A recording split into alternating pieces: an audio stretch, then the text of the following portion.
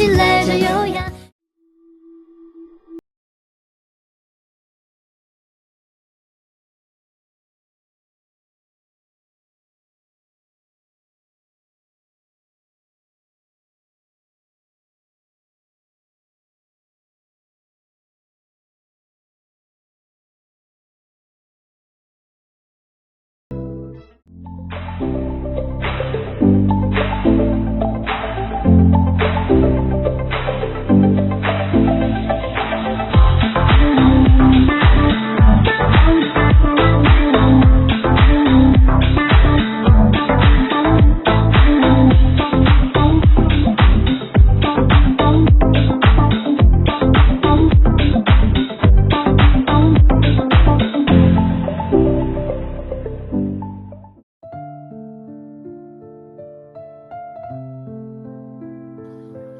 今天要带大家走进台中外埔的一片田野秘境忘忧谷。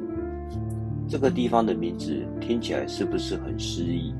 没错，它就像名字一样，能让人暂时放下烦忧，享受片刻的宁静。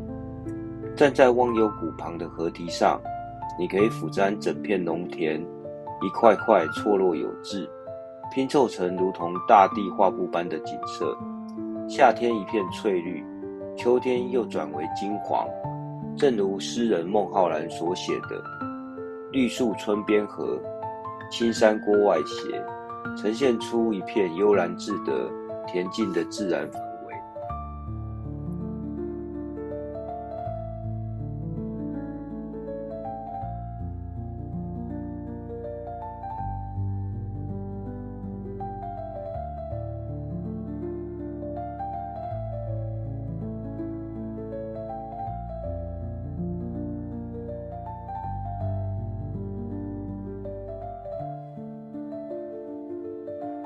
这里的景色随着四季更迭，每个季节都有不同风情。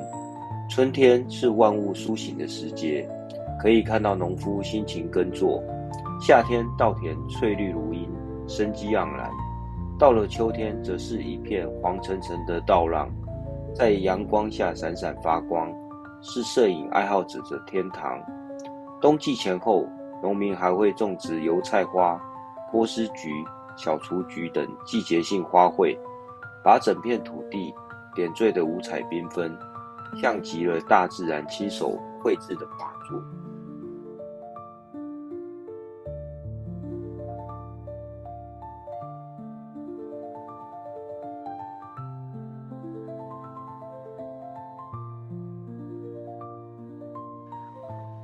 外埔忘忧谷因为这片稻田美景，近年来迅速走红，尤其每年6月到11月是整片金黄色稻田的最佳观赏期，也因此不少旅客前来取景，拍下美丽的田园风光。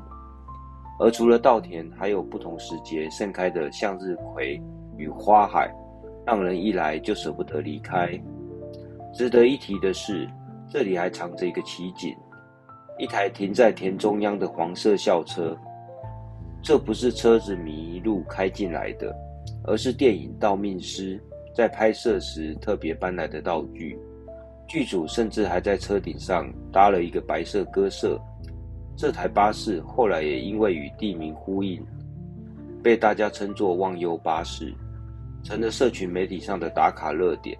不过要提醒大家，这台巴士所在的土地属于私人所有，目前被栅栏围起来，只能远观拍照，不能进入。